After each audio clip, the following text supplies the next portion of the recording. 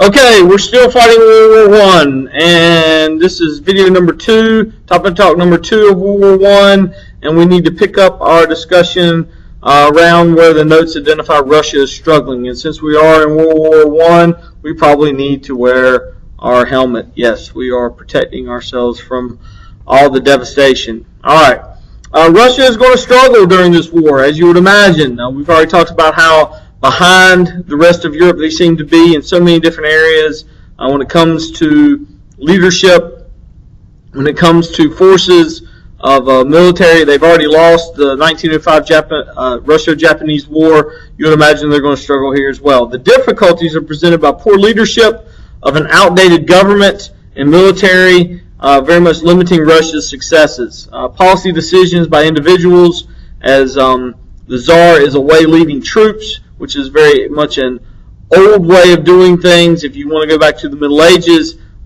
instead of leaving it up to your generals, putting the hands of the government into some very unqualified people there. This is going to amplify their difficulties. Their economy and their society is at a critical breaking point, and it's going to suffer as a result. Fighting around the world. Obviously, imperialism is going to play a role in this. The colonization, economic imperialism of the 19th century, both sides thus for suppliers and personnel and materials as this war goes forward. Submarines is also going to bring the fighting around the world. To combat the Allies in its effort to supply their war machine, the German U-boat, the undersea boat submarine, is going to become an effective tool. Successful campaign of patrolling the Atlantic and beyond in packs, and thus sinking both Allied and military ships. For example, the Lusitania in 1915 and the Sussex in 1916 are going to bring the United States into increased conflict with the United States. While we're on to that, let's talk about how the United States gets into this World War I. The United States really tried to stay out of the war. All right, the helmet is really kind of small now. Let's try to... Okay, it's almost like hurting my head. All right, let's just take the helmet off. Okay. All right, the helmet's gone. Woodrow Wilson, the President of the United States, who was elected in 1912, is going to run on the campaign in 1916 of he kept us out of the war, and he did as the war began in 1914. However, in 1916 he was reelected on that campaign promise. He kept us out of the war. As 1917 unravels, the events of the Lusitania and Sussex fresh in people's minds. It's going to be increasingly difficult.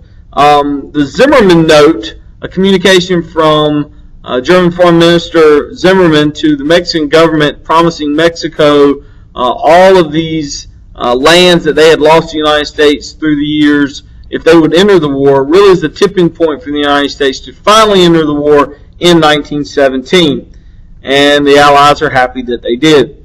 Alright, this is going to be a total war. The declaration of war by governments at this age is going to bring total commitment. Sacrifice is going to be necessary. The people of the nation are going to be asked to give up consumer goods, time, even their lives for the betterment of society in the future. As Mr. Wilson would say, making democracy safe for the world. Rationing is going to be widespread to provide materials and resources. Hard decisions had to be made to limit consumer availability of many of these materials. Wheatless Wednesdays, meatless Mondays might be campaigns used in order to save those resources for the troops. Victory gardens to grow your own vegetables. The selling of war bonds, putting forth your money to support the war effort. All of those things had to be quote unquote sold to the population. How do you sell ideas to the population? Through propaganda. Propaganda, the promoting of these policies through media means is going to necessitate the government to put forth slogans, events, advertisements, all justifying the buy-in, and sometimes even painting the adversaries as very unhuman type creatures. Many U.S. Propaganda techniques would show the Germans as these barbaric, images that really probably weren't very true. Everybody sees themselves as the good guy and the other ones as the bad guy. So let's go to Russia quitting. The Russians are going to quit the war. They would have a revolution in spring of 1917. As the Tsarist regime will topple, the communists will take over in the fall of 1917. 17 with the Bolsheviks. We'll talk more about that later. And they're going to settle for peace because they know there's a dispute and conflict within their own nation as to who's going to be in charge. And, of course, a civil war will follow. Many of the winners of World War I will actually continue sending troops now to Russia, trying to help non-communist forces unseat that government unsuccessfully. Nonetheless, the Russians sign a peace treaty that will cost them a lot of money and a lot of land, but it will give them peace and out of the war. The Allies are going to win anyway. And on the 11th hour of the 11th day of the 11th month, an armistice is signed. After the U.S. had supplied fresh troops, it was very effective. The war is over, but the conflict is not. When it's over, the number of dead is all seen as futile by the financial burden and unresolved issues that will follow. Tremendous amount of death, and you can even see how death extends. The movement of populations is going to spread disease. Most prominent among those will be the Spanish flu. Millions and millions will die as a result of the Spanish flu. So there is an attempt to create a lasting peace. Woodrow Wilson had a very idealistic plan to establish a global environment that would eliminate these events from ever happening again. Nice try. The Treaty of Versailles is going to actually be an impediment instead of an aid to that. This is the treaty with Germany, and it places the blame squarely on them. They will lose tremendous amounts of land. They will be stripped of military, and this is a nation that was built on a militaristic attitude, and they will be burdened with a huge war bill that they will not be able to pay. So their government that they will establish, the Weimar government, never really has a chance to be successful.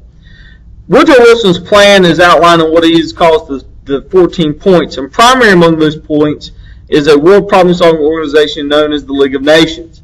This is going to be kind of like a world legislative assembly that will listen to and handle problems so that they will not escalate into this type of war again. The problem is internal disputes in the United States between the President and the Senate, and the fact that the President has had a stroke and is incapacitated and thus can't go to bat for his plan. The United States never joins the League of Nations, and the League of Nations never becomes an effective tool for solving problems, and that's a problem. So the new world map comes out following the war, and empires are out, unless, of course, you were a winner of the war, namely the British and the French, kind of keep their empires in place. So new nations are going to be carved out of these old empires. Places like Czechoslovakia is going to put German Czechs with Slavic Slovakians and making Czechoslovakia. Whole group of different kinds of people are going to be put into what had formerly been on the Balkan Peninsula is now going to be known as Yugoslavia, and that might work for a little while, but as we get to the late 1900s, we're going to see those are problems as well. Nationalism is prevailing. A lot of disgruntled people are going to leave Versailles at the negotiation table, and people of like nationalities are going to be kept together while other differences are not considered. But it's not over. More conflict is on the way. The decisions for peace here will create a recipe for disaster. People will turn to radical ideas. As your economic situation falls apart, you will turn to more radical ideas for solutions and these unresolved issues. So as we are going to see, the events between World War I and World War II are going to be another recipe for disaster. Thank you. Oh, there's my helmet again.